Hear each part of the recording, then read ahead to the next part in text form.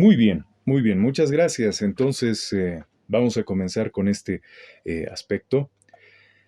Presentamos entonces nuestro módulo 4, manejo y uso de lenguas en la educación intracultural, intercultural, plurilingüe e IIP. Lo que abarca este módulo, como ya les había dicho también, siempre es bueno remarcar esto, es una perspectiva histórica, perspectiva cultural y un análisis de la realidad actual, de cómo es que el uso de las lenguas, cuál es la importancia que tiene el uso de las lenguas, eh, aspectos como la revalorización, como la revitalización de los idiomas, para poder desarrollar el devenir histórico de los pueblos, ¿no? En este caso, la importancia que tiene no solamente en la formación social, en la educación, en la formación individual, en cómo nosotros como seres humanos, como personas, realmente necesitamos del idioma y necesitamos de nuestra identidad. ¿Para qué? Para ser personas de bien, ¿no? Los otros desde niños, desde pequeños, desde la primera infancia realmente la lengua es una parte constitutiva de la identidad, ya es de la identidad de la persona y forma parte de los valores de la persona. Por eso es muy importante entender realmente cuál es la afectación que tiene para los pueblos indígenas, cuál es la afectación que tiene para la formación individual, cuál es la afectación que tiene para la conservación y pérdida de valores sociales que tenemos ahora. Vivimos en una sociedad con muchas dificultades y mucha pérdida de valores.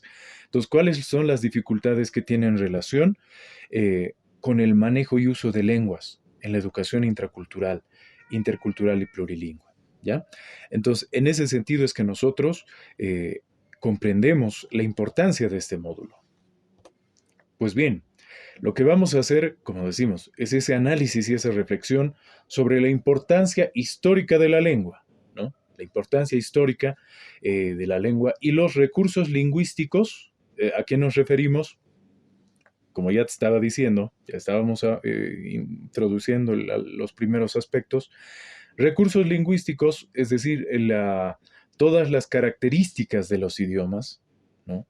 No solamente que el idioma se hable bien, se hable con propiedad, se hable respetando los principales aspectos, sino que se pueda también relacionar con todos los demás aspectos de la formación de la persona, ¿no? Su identidad, su forma de ser, todo ello que tiene relación con los recursos lingüísticos. ¿Para qué? Para la conformación de la identidad de las poblaciones indígenas de las que Bolivia es muy rica, ¿no? Somos ricos en diversidad, somos ricos en identidades, en poblaciones, en costumbres, en tradiciones, en conocimientos y saberes. Y eso es lo que conforma nuestra identidad nacional también. Por lo tanto, realmente hay que tomar en cuenta, hay que comprender e ir mucho más allá en la reflexión, en el análisis, en la investigación, en un tiempo posterior para que podamos nosotros también aportar a este análisis y reflexión. Entonces, por eso este módulo se va a dividir en estos 4 unidades temáticas. Son 4 unidades temáticas que vamos a desarrollar a lo largo de este módulo. La primera unidad temática es el conocimiento y análisis de la ley de derechos. La ley de derechos lingüísticos se ha planteado el año 2012, ¿no? Y justamente viene a responder un poco todo este problema histórico de, de, de invisibilización, ¿no? De discriminación a las personas por el habla, por la lengua. Entonces vamos a analizar eso en un primer momento, en la unidad temática 1 de cuál es la relación, cuál es la situación de las poblaciones indígenas que hablan un idioma y de cómo esta situación del habla también ha marcado una forma de diferenciación, de segregación, podemos decir, histórica. Y esto también ha sido un factor de afectación para digamos, para la formación de los actuales, eh, de las realidades actuales de los pueblos indígenas. La unidad temática 2 tiene que ver con problemáticas en el desarrollo de las lenguas originarias. ¿Ya? La unidad temática 2 es muy interesante también porque nos va a permitir ver un poco más ya la actualidad, ¿no? La actualidad, cómo son las problemáticas en el desarrollo de estas lenguas originarias, cuáles son. Entonces son temáticas que tienen mucho que ver con cuestiones económicas. La gente por migración abandona sus poblaciones de origen, la gente por buscarse mejores días también termina olvidando su lengua, termina olvidando el idioma. Esos aspectos, muchos otros más se trabajan en este punto, las problemáticas que están afrontando el desarrollo de las lenguas originarias. Hay una unidad temática 3, ¿no? Para la tercera semana vamos a trabajar el papel de los ILC, ¿no? De los Institutos Lingüísticos Culturales y los CEPOS, ¿no? En la revitalización y normalización de los idiomas originarios. Esto es muy importante porque a lo largo de la historia se han ido dando algunas instituciones y algunos esfuerzos de agrupaciones que se han dedicado a rescatar, a estudiar y de alguna forma, hacer repositorio de los idiomas. Y esto ha ayudado mucho más a las poblaciones de tierras bajas, sobre todo del oriente. ¿Ya? Entonces, ahí sí los ILCs han contribuido mucho. ¿Por qué? Porque hay muchas etnias y muchas poblaciones en el oriente boliviano y en la Amazonía también que están desapareciendo y con ellos sus idiomas también están desapareciendo. Entonces vamos a ver cómo es que estos ILCs, cómo es que estos cepos han ayudado a la revitalización y normalización de los idiomas originarios. La unidad temática 4 nos va a permitir ver las metodologías de la investigación en la revitalización lingüística, ¿no? Ya esto en un sentido más de aplicación, ¿no? Vamos a poder aplicar metodologías, vamos a primero conocer, revisar un poco y aplicar un poco más las metodologías de investigación para que podamos de alguna forma también contribuir a nuestro proceso investigativo, ¿no? Lo cual yo espero que nos pueda servir para los años posteriores, para nuestra formación profesional y nuestra práctica cotidiana en el trabajo, ¿no? Metodología de investigación en la revitalización lingüística. Aquí también podemos referirnos a metodologías de proposición, ¿no? Lo que nos compete a nosotros como educadores siempre es la intención de contribuir, de mejorar, de apoyar, de transformar las realidades para mejor, ¿no? Siempre queremos apoyar a que las condiciones digamos, de trabajo, las condiciones de vida de los estudiantes, de los niños, de los adolescentes, de las familias en general, mejoren, ¿no?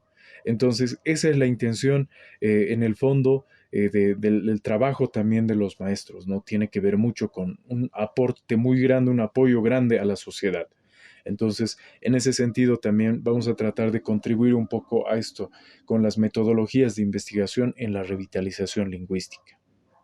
Bien, entonces de esto se trata nuestro módulo 4. Vamos a ir haciendo tanto análisis, reflexión, vamos a conocer problemáticas, vamos a conocer a los agentes, en este caso los ILCs, cómo han ido apoyando, vamos a conocer metodologías, en fin. Entonces, de esto se trata. Y lo que vamos a hacer para dar un primer paso, vamos a comenzar a dar un pequeño preámbulo, ¿ya? Entonces, este primer módulo, es decir, este módulo 4 y esta unidad temática, esta primera unidad temática, que tiene que ver con el conocimiento y análisis sobre la ley de los derechos lingüísticos, pero primero vamos a ver por qué surge la necesidad de dar un conocimiento, de tener un conocimiento y para qué hacer un análisis de la ley de derechos lingüísticos. En esta primera sesión vamos a realizar este preámbulo, vamos a presentar un poco qué es y de qué se trata la ley de derechos lingüísticos y en la próxima sesión vamos a profundizar mucho más este aspecto y vamos a poder concatenar con los siguientes, eh, digamos, con los siguientes temas, ¿no? Para que esto tenga, como siempre digo, un hilo conductor, ¿no? Para que podamos ir avanzando en un solo sentido. Entonces, esta unidad temática 1 tiene 4 puntos, de los que vamos a tomar los primeros 3 y luego vamos a complementar la siguiente sesión. Vamos a hablar un poco del estado de las lenguas originarias en el proceso de descolonización, también la educación intercultural bilingüe, cómo es que se ha ido relacionando, la ley de los derechos lingüísticos y el decenio de las lenguas indígenas originarias. Antes, quiero hacer una aclaración, ya que estamos, poco a poco, estamos siendo más, ¿no? En la sala. Esta primera sesión nos estamos, digamos, tomando la libertad de poder dar esta primera sesión hoy domingo en la mañana. Las siguientes sesiones la vamos a dar ya con normalidad los sábados en la noche, ¿ya? El horario que siempre pasamos con los anteriores grupos que siempre hemos pasado era los sábados de 7 de la noche hasta las 9. Porque es un horario más cómodo en el que todos los participantes tienen ya más tiempo, todos pueden atender la sesión. Por lo tanto, aclarar que esta es una sesión especial que estamos desarrollando para realizar la introducción al módulo y que con esto vamos a podernos ya, como se dice, ubicarnos, ¿no? De qué se trata el módulo y con qué aspectos vamos a trabajar. Por lo tanto, eso, ¿no? Solo esa aclaración. Esta es una sesión especial y que estamos realizando. Bueno, en función de esto, les anuncio el preámbulo, es decir, cómo es que este tema cobra importancia, por qué este aspecto nos compete a nosotros como educadores. ¿Y cuáles son los aspectos que vamos a ir analizando en la investigación, sobre todo, ¿no? Entonces, vamos a ver algunos puntos. Aquí tenemos 3 ideas básicas. La historia revela la condición de invisibilización de la otredad. ¿A qué se refiere esto? El proceso al que hemos conocido y hemos analizado como el proceso de colonización de la colonia ha traído consigo aspectos de qué? De invisibilización. Y esto se refiere sobre todo, por ejemplo, a que las sociedades, las culturas, los pueblos que han existido anteriores a la colonia, cuando ha venido el colonizador los ha visto como sociedades bárbaras, ¿no? Como sociedades, como pueblos que no tenían alma, que no tenían conocimiento, que no tenían cultura, que no tenían... Es decir,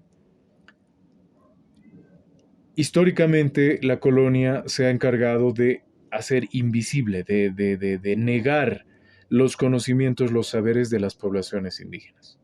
A esto llamamos una condición de invisibilización de la otredad, el otro. ¿Quién es el otro? El que no es español, ¿no? El otro es el indígena, el otro es aquel al que se ha rechazado, el otro es aquel al que no se le reconoce su condición de ser humano incluso.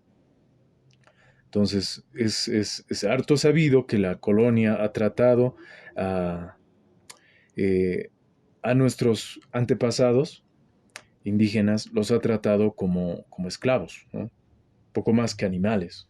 Entonces, esto, esto es revelado por la historia. La historia nos ha dado este registro de cómo es que las sociedades, con todo su saber, con toda su riqueza cultural, pero igual han sido invisibilizados en esa condición de otredad, ¿no? Otro aspecto, las naciones y pueblos indígenas que actualmente ya gozan de reconocimiento por parte del Estado, pero anteriormente han sido relegadas en sus prácticas tradicionales. Ejemplo, la extirpación de las idolatrías. En otras palabras, cómo a nombre de la religión católica que llegó con esos primeros movimientos coloniales, eh, las naciones y pueblos indígenas que tenían sus propias formas religiosas, sus deidades, sus prácticas, como aquí conocemos, por ejemplo, en el lado andino, las huacas, los achachilas, las illas y diferentes elementos propios de la cosmovisión, de la cosmogonía, sistemáticamente han sido hechas a un lado, ¿no? Han tratado de ser eliminadas por la colonia. Entonces decimos que las naciones y pueblos indígenas han sido relegadas en sus prácticas tradicionales. ¿Para qué? Para que se puedan anexar a la tradición católica, ¿no? Entonces, a partir de estos hechos históricos, es que también nosotros nos vamos dando cuenta de que muchos siglos de colonia han traído también, de alguna forma, la necesidad de volver a retomar, de revalorizar, de volver a comprender esa riqueza que de alguna forma se sentía, se creía perdida, pero no es así, porque muchas prácticas han pervivido, ¿no? Muchas prácticas se han mantenido y muchas otras también se han ido mezclando a partir de los sincretismos, ¿no? De las mezclas. Pero de alguna forma la idea, el sentido de las prácticas tradicionales sigue existiendo hasta ahora. Entonces podemos ver todavía que se habla de las huacas, se habla todavía de los achachilas, todavía se habla de muchos elementos y hay autores que hasta ahora han ido trabajando y han ido investigando. Han demostrado cómo es que todavía se mantiene una gran riqueza a nivel de conocimientos y saberes. Por lo tanto, eh, tenemos bastante material para poder trabajar en la revitalización de nuestras prácticas tradicionales y culturales. Decimos entonces, en el tercer punto, que uno de los aspectos más significativos es la pérdida de las lenguas nativas. Realmente, eh, cuando se trata de las lenguas nativas, en el periodo colonial, se han hecho algunos esfuerzos, digamos, para poder documentar los idiomas nativos. Me explico un poco más. De las lenguas más grandes, es decir, del quechua, del aymara, se han hecho diccionarios. Por ejemplo, Ludovico Bertolucci realizar su primer diccionario eh, de lengua aymara, ¿no? Y esto es un aspecto interesante porque nos permite ver cómo era cómo era visto el idioma aymara hace tiempo, ¿no? Y del mismo modo, los diferentes autores en la colonia, por ejemplo, Diego González de Holguín también ha hecho su diccionario de quechua, ¿no? Pero como aymara y quechua son las lenguas más grandes, más difundidas, no ha sido tan así con las demás lenguas, porque eh, son realmente una gran cantidad de idiomas de los cuales apenas se tiene registro. Otro ejemplo es, por ejemplo, el idioma bésiro, es decir, el idioma chiquitano. El idioma de la chiquitanía que eh, muchos siglos después recién se ha comenzado a hacer diccionario de bésiro, del chiquitano. Pero, sin embargo, de alguna forma se tiene alguna documentación. Entonces, esto nos da a entender cómo es que, si bien para el aymara y el quechua, por lo menos se han hecho diccionarios, se han hecho vocabularios, un poco se ha tratado de documentar para que no se pierdan estos idiomas, pero de las demás lenguas no se ha dado lo mismo. Entonces, ha habido realmente un proceso muy acelerado de pérdida, sobre todo de los idiomas del Oriente y de la Amazonía. ¿Ya? Entonces, por eso es uno de los aspectos más significativos. Ahora bien, de los idiomas más grandes, como el aymara y el quechua, también hay algunos aspectos que han ido afectando a lo largo del tiempo. Por ejemplo, están las mezclas, ¿no? El idioma aymara, por ejemplo, muchos hablantes actualmente no hablan el aymara puro, sino hablan un aymara mezclado con español. Entonces, muchos lingüistas dicen se habla aymarañol, ¿no?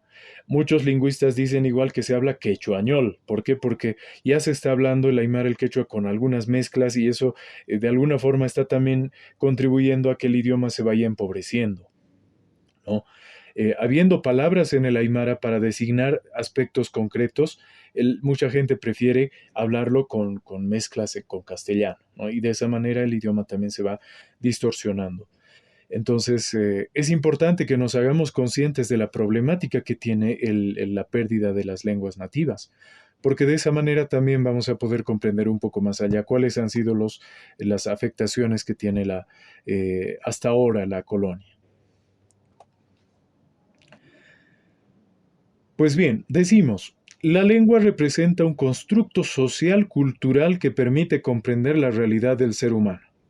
Ya, la frase puede parecer un poco compleja, pero no es. En realidad es una idea muy, muy sencilla.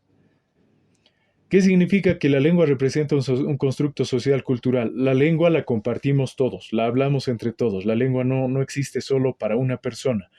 La lengua es entonces un constructo, ¿no? Es decir, que a lo largo de la historia esta lengua eh, ha ido cambiando para enriquecerse y para ir eh, ayudando a que nos podamos comunicar entre los seres humanos. Por eso la lengua es un constructo. Social, cultural, ¿por qué? Porque la compartimos entre todos y porque también nos permite eh, entendernos entre todos, ¿no? Y permite comprender la realidad del ser humano. Aquí, por ejemplo, quiero compartirles una idea. Cuando nosotros pensamos, cuando nosotros nos pensamos para nosotros mismos,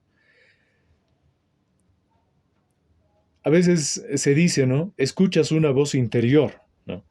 Entonces, cuando nosotros pensamos, reflexionamos en silencio, a veces para nosotros, nos estamos pensando en idioma. Nosotros nos pensamos y en nuestra cabeza verbalizamos nuestros pensamientos. ¿Qué quiere decir? Eh, si por ejemplo estoy realizando una actividad, pero estoy también al mismo tiempo preocupado, yo en mi mente estoy pensando, pero estoy pensando en idioma, estoy pensando en palabras, me estoy hablando a mí mismo. Entonces la lengua es una herramienta que me permite comprender la realidad, porque cada una de las cosas que suceden a mi alrededor, la realidad que está pasando a mi alrededor, yo la estoy designando con el idioma, a partir de palabras. Y para mí mismo me estoy hablando también a partir de palabras. Por lo tanto, el idioma está en todos los aspectos de la vida del ser humano. Por eso la realidad, por eso la lengua permite comprender la realidad del ser humano. Por eso es tan interesante y tan profundo entender la lengua, ¿no? La realidad del ser humano, entonces, se codifica, se habla, se traduce en una lengua. A veces, generalmente nos hablamos ya en castellano, pero los hablantes puros, por ejemplo, los hablantes antiguos en Aymara, piensan, entienden, comprenden, traducen en Aymara, ¿no? Lo mismo en quechua, lo mismo en guaraní, etcétera. La realidad se comprende de manera diferente de acuerdo al idioma. Por lo tanto, es muy importante entender cómo es que la lengua es un constructo que permite comprender la realidad del ser humano. Y si nosotros distorsionamos, si la lengua eh, digamos, no la respetamos y la hacemos desaparecer, pues también va a desaparecer nuestra forma de entender la realidad, va a cambiar, ¿no? Se va a volver desordenada, mezcla. Entonces, ahí es el punto básico también para entender cómo es que la lengua es importante respetarla, El idioma es importante respetarlo. ¿Por qué? Porque nos está influyendo en la manera en la que nosotros comprendemos la realidad, ¿no? Entonces, de esta manera, ¿no?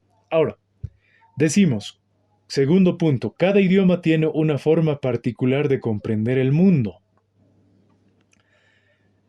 Cada idioma, cada idioma realmente organiza las cosas, las palabras de manera diferente.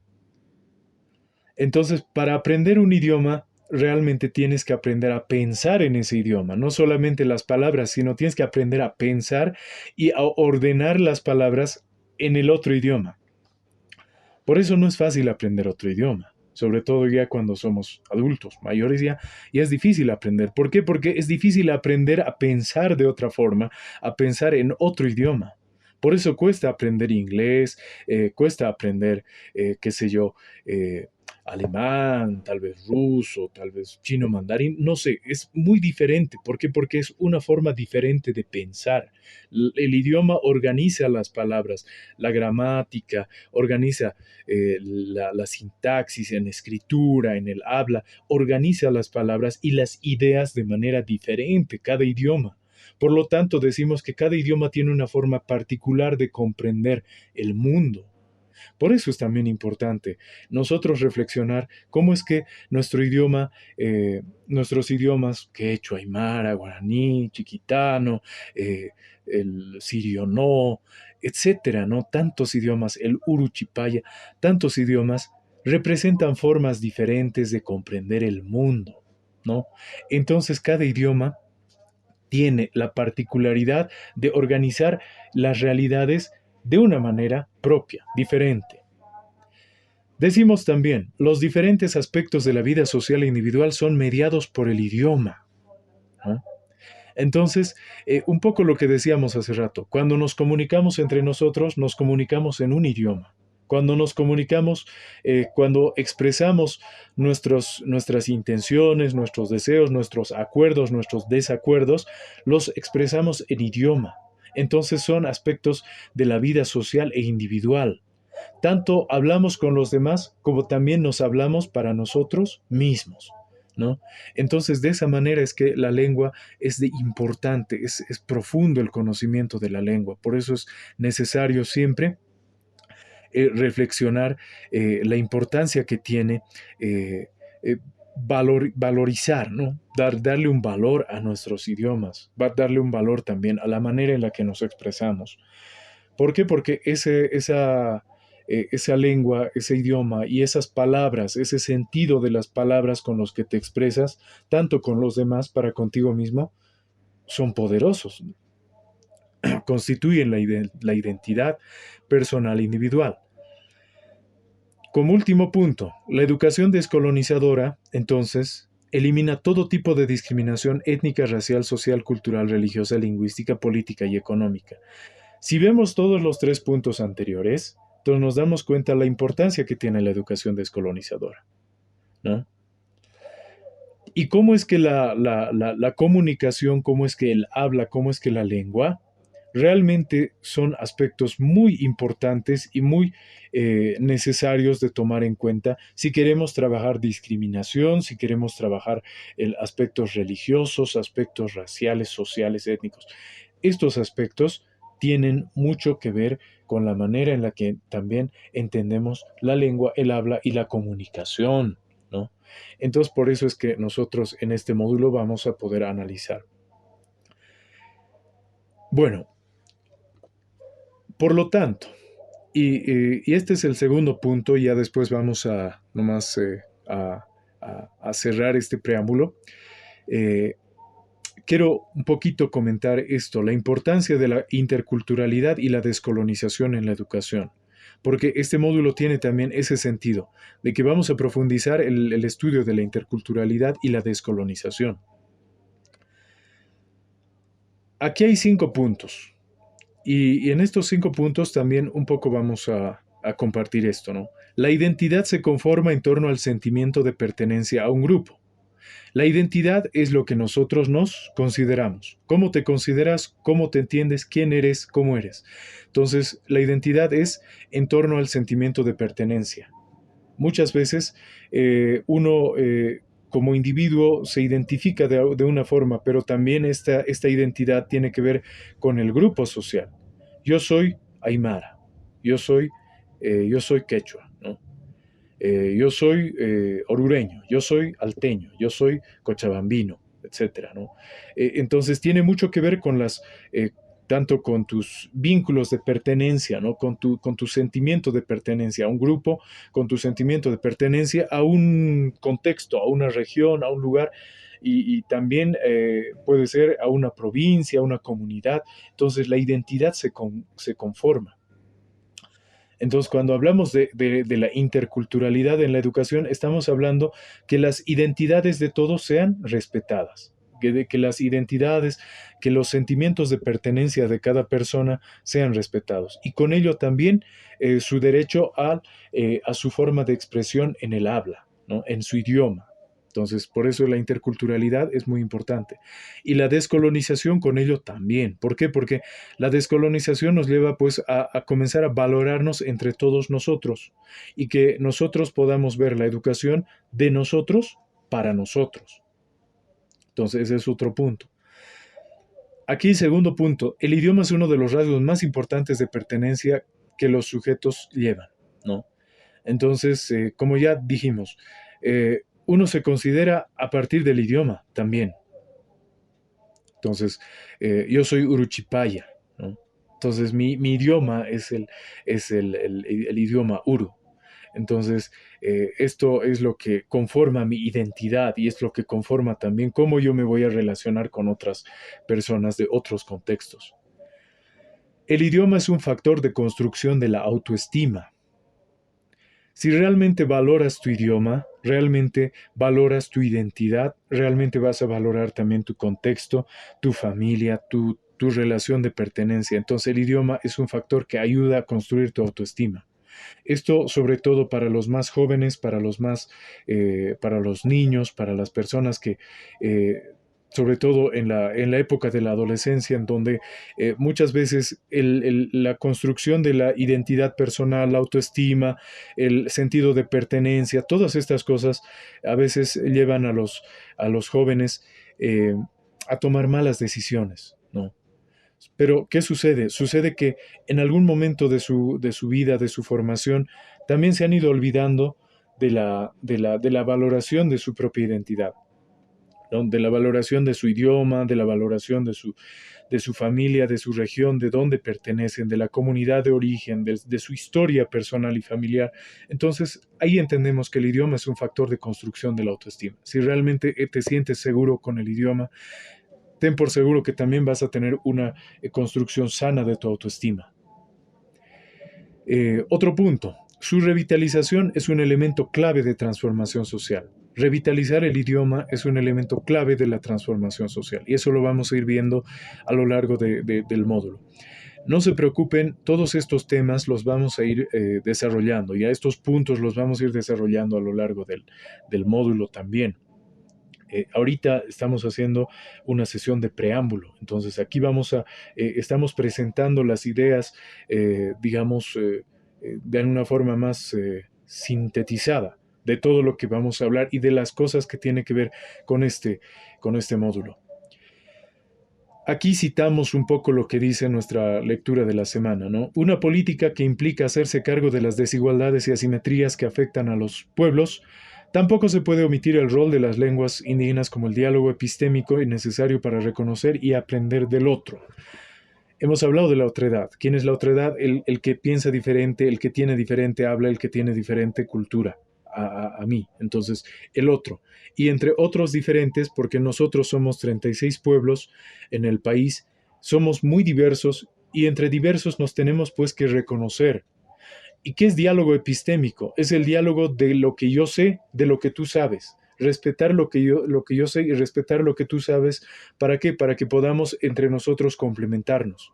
Diálogo epistémico, ¿no?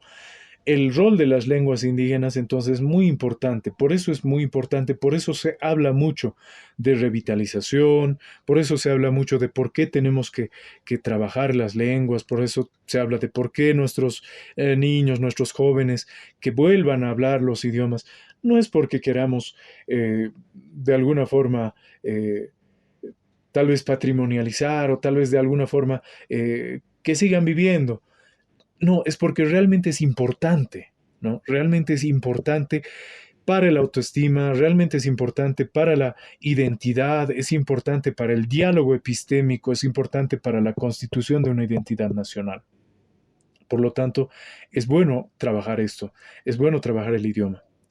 Entonces, todas estas desigualdades históricas que heredamos hasta ahora, las desigualdades y asimetrías que afectan a los pueblos, entonces tenemos que trabajarlos a partir de la interculturalidad y la descolonización. Bueno, ya hemos hablado, por eso es importante conocernos y reconocernos. Por eso también es importante valorar nuestros saberes.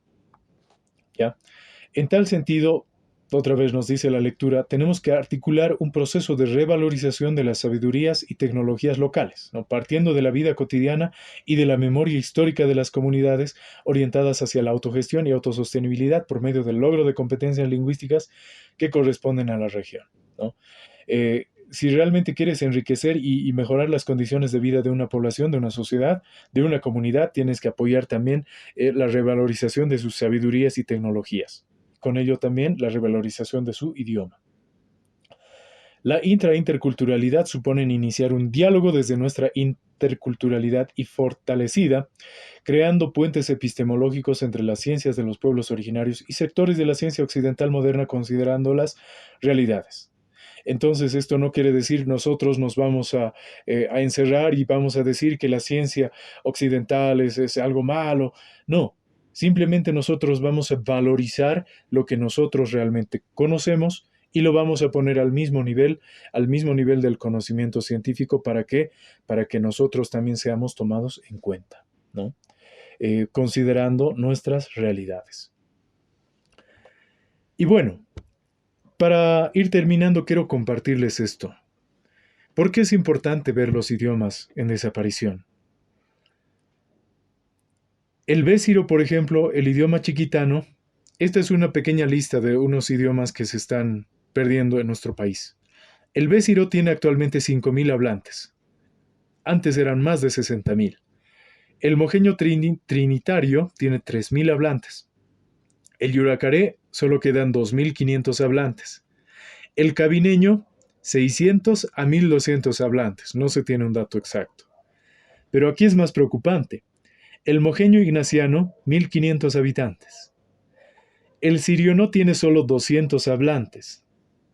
El idioma guarazugüe, pauserna, tiene 42 habitantes al 2012. Actualmente no se tiene dato exacto. Y el toromona, que es una etnia que tiene muy poco contacto, tiene solamente 25 hablantes, ¿no? Entonces aquí es preocupante ver cómo es que la realidad, cómo nuestras culturas se están desapareciendo, muchos idiomas, muchas formas de ver el mundo se están perdiendo. Esto es muy preocupante también. Por lo tanto, ¿no? Por lo tanto, aquí es que vamos a hablar ya de la ley de derechos y políticas lingüísticas, siendo tan importante el idioma, siendo que constituye identidad, siendo que constituye un factor de autoestima, siendo que constituye factor de desarrollo cultural, intercultural y todo lo demás. Necesitamos pues una ley de derechos, de prácticas lingüísticas, ¿no? Entonces, este texto lo encuentran también en el texto de la semana, ¿no? La Ley de Derechos y Políticas Lingüísticas se constituye en un principio territorial como fundamental para citar un ejemplo, ¿no? Si un quechua radica en un contexto guaraní, por motivos laborales u otros, debe aprender y manejar la lengua de este territorio y viceversa. ¿Por qué? Porque las lenguas tienen que ser respetadas en su contexto. Y este es un aporte interesante que se ha hecho desde el año 2012 hasta ahora, ¿no? Esta ley 269 del 2 de agosto de 2012 es la Ley General de Derechos y Políticas Lingüísticas, ¿ya? Vamos a ver solo este primer puntito de la ley y ya con eso vamos a terminar. Esta ley tiene por objeto reconocer, proteger, promover y difundir, desarrollar y regular los derechos lingüísticos individuales y colectivos de los habitantes, ¿no? Es decir, vamos a comenzar a promover el respeto, el desarrollo y la regulación de los derechos lingüísticos. La generación de políticas públicas y obligaciones institucionales para su implementación en el marco de la Constitución Política del Estado, ¿no? Los convenios internacionales y disposiciones legales en vigencia. Recuperar, revitalizar y desarrollar los idiomas oficiales en riesgo de extinción, estableciendo sus acciones. Hemos visto cómo hay idiomas que tienen menos de 200 hablantes, ¿no? Y realmente es preocupante. Por lo tanto, es importante trabajar en la revitalización. Y la ley del 2 de agosto de 2012 así lo manda. Entonces, para el uso de todas las instancias del Estado plurinacional. Hasta aquí entonces, esta Ley General de Derechos y Políticas Lingüísticas es muy importante entenderla porque a partir de esto es que ya se vuelve una política de Estado, recuperar, revalorizar y ayudar a que estas lenguas no se pierdan. ¿Ya? Por lo tanto, a manera de reflexión y para terminar esta breve explicación, yo sé que ha sido breve, pero al mismo tiempo ha sido tal vez muy intensa, muy cargada, tal vez de datos, pero como les digo, es un preámbulo porque vamos a ir desarrollando todos estos datos y estas ideas en todo el módulo.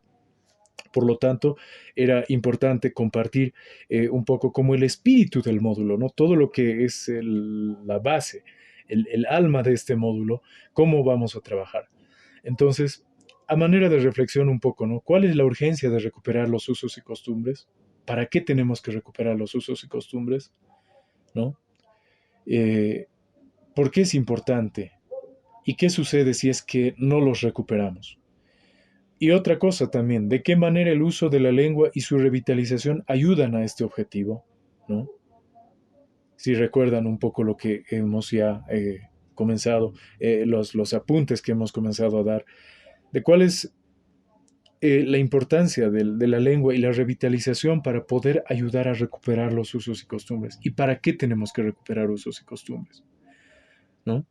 Entonces, a manera de reflexión y para poder complementar y terminar ya esta primera parte, eh, nos quedaremos un poco con estas preguntas, ¿no? ¿Para qué tenemos que hacer esto? ¿Y por qué es tan importante? Eh, Habiendo ya mencionado estos puntos y ya teniendo un contexto, digamos, más amplio del módulo y de lo que vamos a trabajar, eh, quisiera un poco compartirles también a nivel metodológico qué es lo que vamos a trabajar, ¿no? Un poco lo que vamos a desarrollar, las diferentes actividades que vamos a desarrollar, ¿no? Ya este fin de semana, es decir, entre, entre ayer y hoy ya estamos comenzando a el avance del módulo. Entonces la primera semana ya va corriendo y vamos a ir desarrollando nuestras actividades, ¿no? Entonces para ello vamos a pasar al siguiente módulo, es decir, a la siguiente parte de nuestra sesión. Por favor, si tienen alguna pregunta, comentario, alguna idea, tal vez algo que no se haya entendido, alguna cuestión, pueden ahora también realizarlo. Una vez más les digo, esto lo vamos a ir desarrollando poco a poco a lo largo del módulo, pero son las ideas centrales básicas que nos van a guiar. Eh, También es importante que podamos un poco expresar, ¿no? Nuestras impresiones y lo que, a partir de nuestras experiencias, también cómo nos parece lo que vamos a ir desarrollando en este módulo, porque lo importante, como ya les dije, es poder complementar, ¿no? Enriquecer nuestra experiencia de profesionales, nuestra experiencia eh, en el trabajo, en el cotidiano, en el aula, ¿no? Con los estudiantes. Todas estas ideas tienen que poder apoyar, tienen que poder complementar, ¿no? Dar más riqueza a nuestra vida profesional. Por eso siempre es importante compartir entre todos las ideas. Entonces, Si hay alguna pregunta, alguna situación, también alguna duda, algún comentario, les escucho, estimados colegas. Muy buenos días, licenciado. Me parece muy interesante, ¿no? Lo que es la recuperación de los usos y costumbres. Y sí, ¿no? Generalmente se hace mayor énfasis a lo que es la lengua aymara y lengua quechua, ¿no? En nuestro contexto. Y ver que vamos a trabajar otros tipos de culturas me parece muy interesante. Yo tenía una anécdota de un compañero que hablaba leco. Él era un hablante medio, pero igual hablaba, ¿no? Y entonces en la normal o incluso en las compulsas se le ha relegado porque decían, el eco no se habla tanto, entonces tienes que saber sí o sí el idioma aymara. Entonces él quedaba un poquito frustrado, ¿no? Ya que su propia cultura incluso ha sido relegado. Entonces sí es importante trabajar nuestra cultura aymara, que la mayoría del departamento de La Paz somos, pero asimismo recuperar otros tipos de culturas que son muy bonitas. Yo creo que un poco de conocer cómo es la cultura, cómo es el idioma, debe ser muy bonito y así no perder, ¿no? Tanto que nos ha costado recuperar esas 36 culturas, seguir, ¿no? Continuando con esta batalla, porque es una batalla grande con lo que es con los estudiantes, incluso yo trabajo en un área que los estudiantes hablan aymara, son hablantes, pero una vez saliendo del contexto ya se vuelven tímidos, empiezan a hablar castellano, a pesar de que dominan el idioma, no quieren hablar fuera de su contexto y en su contexto, en la comunidad, súper son hablantes. Entonces yo quiero ver cómo a través de este diplomado, ¿no? Pueda hacerles perder ese miedo y que puedan continuar, ¿no? Hablando su lengua y valorizando sus costumbres. Gracias, licenciado.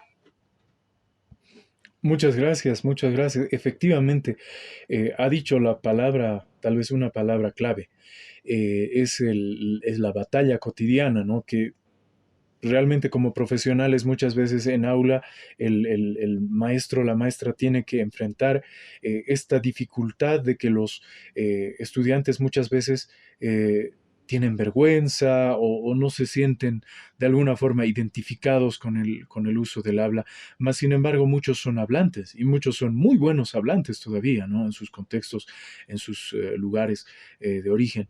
Entonces, esto es parte de un, digamos, de un proceso de que nosotros podamos comprender por qué suceden estos fenómenos, ¿no?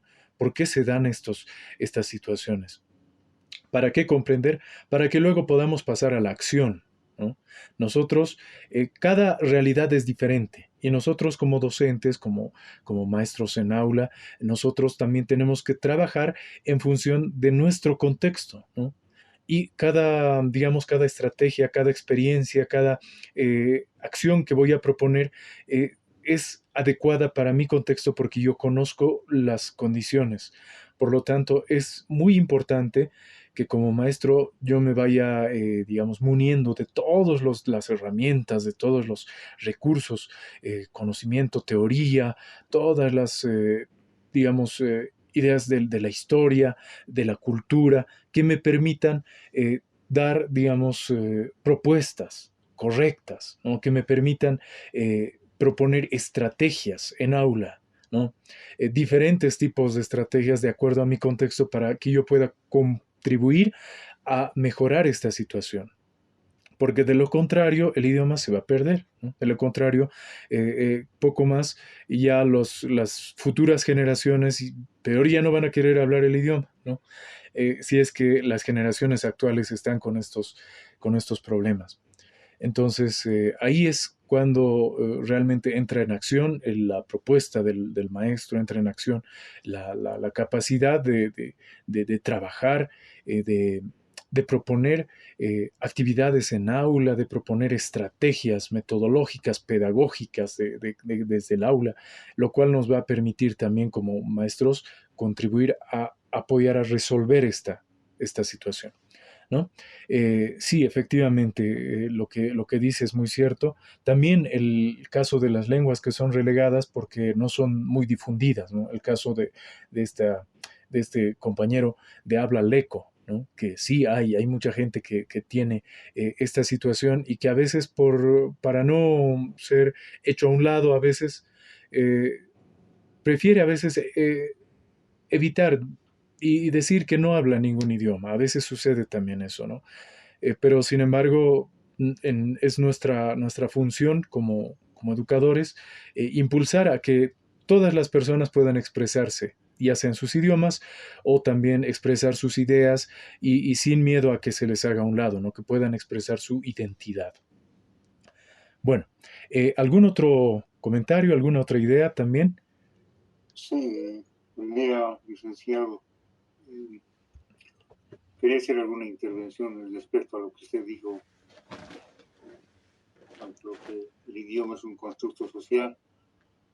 Y en eso tenemos que ver eso, no solamente es un constructo social, sino de práctica diaria, ¿no? Porque, mire, en el caso mío, mi papá es potosino, mi mamá es cochabambina, yo he nacido en Oruro, mis papás hemos vivido mucho tiempo ahí, por cuestiones de trabajo me vine a trabajar aquí a Chuquisaca, ahora radican en Cochabamba.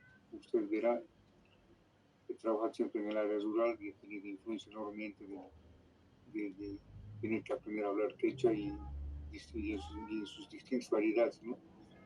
Cuando estuve yo en Guanuni estuve aprendiendo a hablar el aymara y lamentablemente esto ya con el pasar del tiempo ya estoy empezando a tener un dominio, lo he ido perdiendo prácticamente ya casi son pocas palabras las que ya recuerdo, aparte del saludo, aparte de algunas acciones importantes del día, pero como usted decía, no es un constructo social, pero que debe ser activo. Y esto de, no lo hacemos, ni siquiera las autoridades. A mí me da pena, realmente la ley está ahí enmarcada de que nosotros debemos hablar, de que debemos practicar, de que debemos recuperar el uso del idioma, pero en la realidad nadie lo hace así porque técnicos, somos las mismas autoridades, hasta me atrevo a decir que los mismos representantes de, del Estado boliviano cuando van a conglomerados, concentraciones de, de personas, de grupos sociales en el norte de Potosí, ya sea en el norte, ya sea en el sur de La Paz, en el mismo Cochabamba, siendo, creyéndose personas aymaras o creyéndose personas que pertenecen a la cultura quechua, nunca he escuchado un discurso de principio a fin que se los dirija a grupos étnicos, quechuas o aymaras u otra identidad cultural, ¿no? Entonces, en ese sentido, que el constructo social tiene que ser práctico, porque, como le digo, yo me... ¿cómo he ido aprendiendo a querer hablar el idioma aymara? Es justamente porque estuve en el medio local, en contacto. Es un constructo, usted mismo lo ha dicho, es un constructo social, cultural, de práctica diaria. Esto, si no se lo hace esto, vamos a quedar Exacto. simplemente en querer hablar, Sí. en querer aprender a hablar inglés, pero para no practicarlo nunca, pues simplemente para tener algún conocimiento o para pasar de curso. Es en ese sentido que si mientras la normativa no hace que todas las personas dentro del mismo ámbito escolar no hagamos de eso una práctica diaria, simplemente una mención en el idioma originario, como el lenguaje, por ejemplo. Entonces, esto corremos el mismo riesgo que hemos tenido, más aún todavía en este mundo globalizado, porque por lo menos no tenían este aspecto nuestros antepasados y gracias a eso se han mantenido como, nuevamente repito, como un medio de comunicación, porque era la única forma de comunicarse entre ellos. Entonces, ahora en cambio, no, ya estamos siendo bombardeados en el Google mismo con el idioma castellano, a veces con el inglés, en ese sentido, ¿no? Mi observación a la ley sería que deberías de una buena vez determinar que es una práctica diaria, no solamente algo como un simbolismo o como querer demostrar, querer hacer una acción de que estamos queriendo recuperar, pero en la práctica no hacemos nada para hacer una práctica diaria, ¿no? Simplemente eso, licenciado.